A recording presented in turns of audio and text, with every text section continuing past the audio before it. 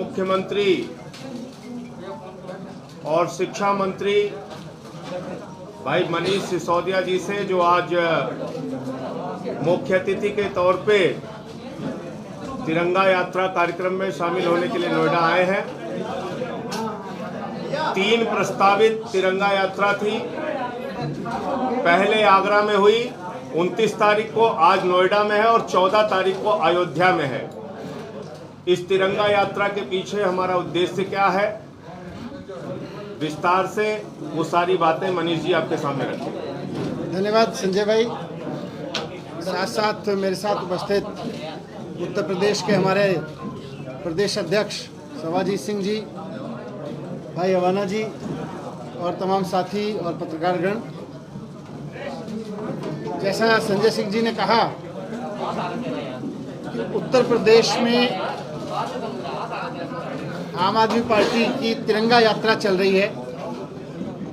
इसका पहला चरण आगरा में था, आज हम नोएडा में हैं, 14 तारीख को अयोध्या में रहेंगे और इसके बाद फिर सभी 403 विधानसभाओं में ये तिरंगा संकल्प यात्रा निकाली जाएगी। तिरंगा संकल्प यात्रा निकालने का मकसद है कि हम सब लोग आज़ादी के 75वें वर्ष में अपने तिरंगे को हाथ में लेके गांव-गांव संकल्प लें और लोगों को दिलाएं कि ये जो तिरंगा हमारी आन बान शान है, ये तिरंगा सारी दुनिया में जो हमारी पहचान है, जिस तिरंगे की आन बान शान के लिए देश के शहीदों ने, आज़ादी के लिए लड़ने वाले लोगों ने और आज़ादी के बाद भी हज़ारों शहीदों ने जिस तिरंगे की आन बान शान के लिए जान दी है, उस तिरंगे की आन बान शान में उत्तर प्रदेश की राजनीति गुस्ताखी कर रही है। उत्तर प्रदेश की राजनीति ने हमेशा इस तिरंगे की आन बान शान को चोट पहुंचाने की कोशिश की है, क्योंकि अभी प्रदेश में भारतीय जनता पार्टी की सरकार है। भारतीय जनता पार्टी की सरकार हो या उससे पहली सरकारें, भारतीय जनता पार्टी के लोग अपने आप को राष्ट्रवाद की बात तो करते हैं, लेकिन जब इस तिरंगे के नीचे खड़े लोगों को अच्छी शिक्षा देने की बारी आती है तो वो उत्तर प्रदेश के लोगों के बच्चों के मिड डे मील का पैसा भी खा जाते हैं। इसी उत्तर प्रदेश में हमने देखा कि उत्तर प्रदेश के बच्चों के लिए स्कूल के मिड डे मील का गया पैसा भारतीय जनता पार्टी के लोग खा गए। और जब आप ही के जैसा एक पत्रकार जाके ये सवाल करने लगा कि भाई जिन बच्चों को मिड डे मील मिलना चाहिए था स्कूलों में, वहाँ नून तेल रोटी क्यों मिल रही है, तो उसको 6 महीने के लिए जेल में डाल दिया जाता है। ये तिरंगे की आन बान शान को बट्टा लगता है इस बात से, जब देश के बच्चों के मिड डे मील का पैसा चोरी कर लिया जाए और इस तिरंगे के नीचे बैठे हुए लोगों को उनके बच्चों को नून तेल रोटी खिलाई जाए मिड डे मील के नाम पर, और कोई पत्रकार उसको सवाल उठाए तो उसको 6 महीने के लिए जेल भेज दिया जाए। अभी हाल ही में 2-3 दिन पुरानी खबर की उत्तर प्रदेश की एक लड़की ने हाथरस में, फिरोजाबाद में हॉस्पिटल के सामने प्रसूता लड़की ने दम तोड़ दिया सड़क पे।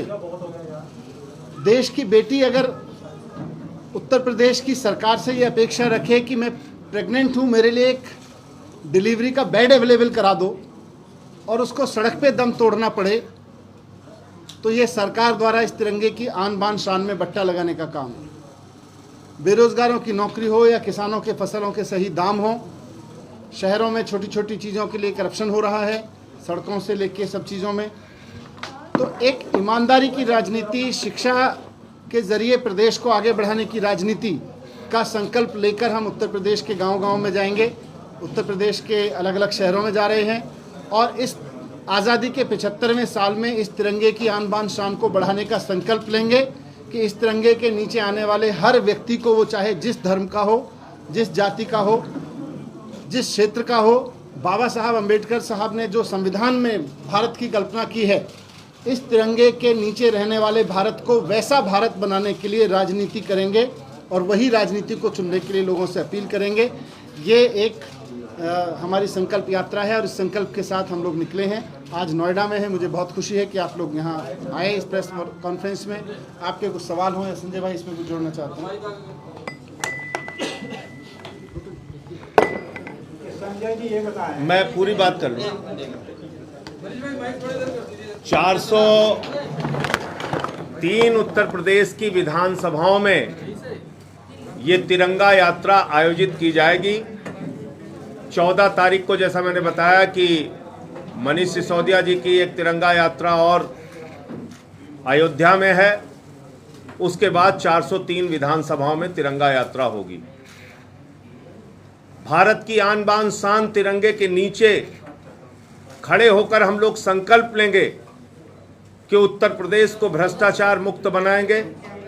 उत्तर प्रदेश में किसानों को फसल का दाम मिलेगा, गरीब के घर में 300 यूनिट बिजली फ्री की रोशनी होगी, पानी मुफ्त मिलेगा, नौजवानों के हाथों को रोजगार मिलेगा और नहीं रोजगार दे पाए तो बेरोजगारी भत्ता देंगे।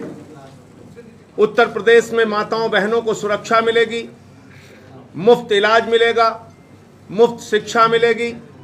ये सपना हम सब लोग भारत माता की आन बान शान तिरंगे के नीचे खड़े होकर संकल्प लेके पूरा करेंगे और 403 विधानसभाओं में आम आदमी पार्टी पूरे उत्तर प्रदेश में चुनाव लड़ेगी।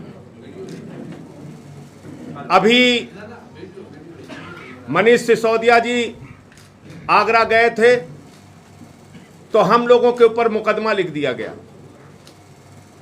517 लोगों पे मुकदमा लिखा गया, जिसमें से 17 लोगों को नामजद किया गया, 500 लोगों को अज्ञात रखा गया। मैं पूछना चाहता हूं, क्या उत्तर प्रदेश में ब्रिटिश हुकूमत चल रही है? क्या आजादी के 75वीं वर्षगांठ पर हम तिरंगा लेकर सड़कों पर नहीं उतर सकते? यह लड़ाई कमल का झंडा बनाम तिरंगा झंडा की है। कमल का झंडा बड़ा है या तिरंगा झंडा?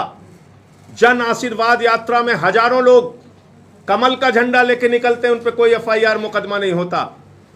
तिरंगा झंडा अगर मनीष सिसोदिया लेके निकलते हैं, हम लोग निकलते हैं, तो हमारे ऊपर मुकदमा हो जा रहा है। भारतवर्ष में अगर हम तिरंगा लेकर नहीं निकलेंगे तो कहां निकलेंगे?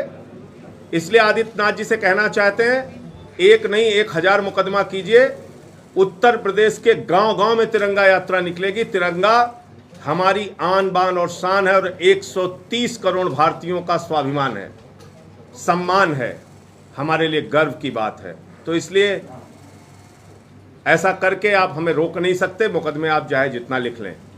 दूसरी बात, आज नोएडा की यात्रा में आने के लिए कई जगहों पे लोगों को नोटिसेस भेज के रोका जा रहा है। क्या तिरंगा यात्रा में लोगों को आना अपराध है? तो ये जन आशीर्वाद यात्रा तो मुर्दाबाद यात्रा हो गई है बीजेपी की। हर जगह उनकी मुर्दाबाद लग रही है मंत्रियों की, उसके बावजूद वो लोग यात्रा निकाल रहे हैं और हमारी तिरंगा यात्रा को इतना बड़ा जन समर्थन मिल रहा है, इससे लोग बौखला गए, डरे हुए हैं।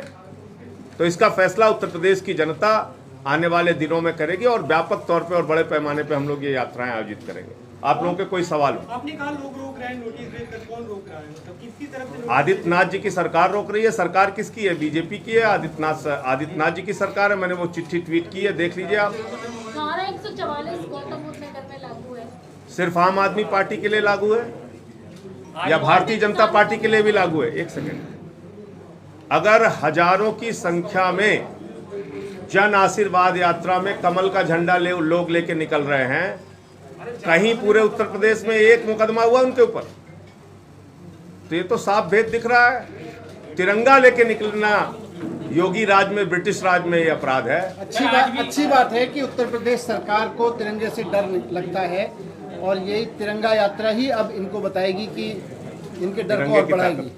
आज भी नोएडा में तिरंगा यात्रा है, तो मुकदमे से आपके डर नहीं लग रहा इस समय? आज 16 तो लिख चुके हैं, 17वां लिख देंगे। कितने दिन चलेगी ये? 1700 लिख दें।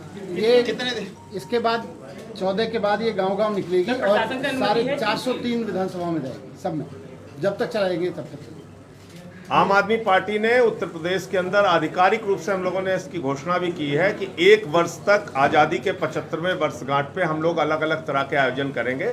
तो पहला चरण ये तिरंगा यात्रा निकालने का है 403 विधानसभाओं में। उसके बाद दूसरे भी और कार्यक्रम हम लोग। संजय सिंह जी, कुछ खबरें ऐसी भी आ रही है कि आम आदमी पार्टी समाजवादी पार्टी के साथ गठबंधन कर सकती है, तो इस कल स्पष्ट तो कर दिया, सारे अखबारों में आ गया। 403 विधानसभाओं में आम आदमी पार्टी अकेले पूरे उत्तर प्रदेश में चुनाव लड़ेंगे। एक मनीष जी, एक प्रश्न है। आपने कहा था कि देश की आन बान शान जो तिरंगा यात्रा है उसको लेकर यूपी सरकार गुस्ताखी कर रही है। आखिर गुस्ताखी के पीछे यूपी सरकार का क्या प्रयोजन है?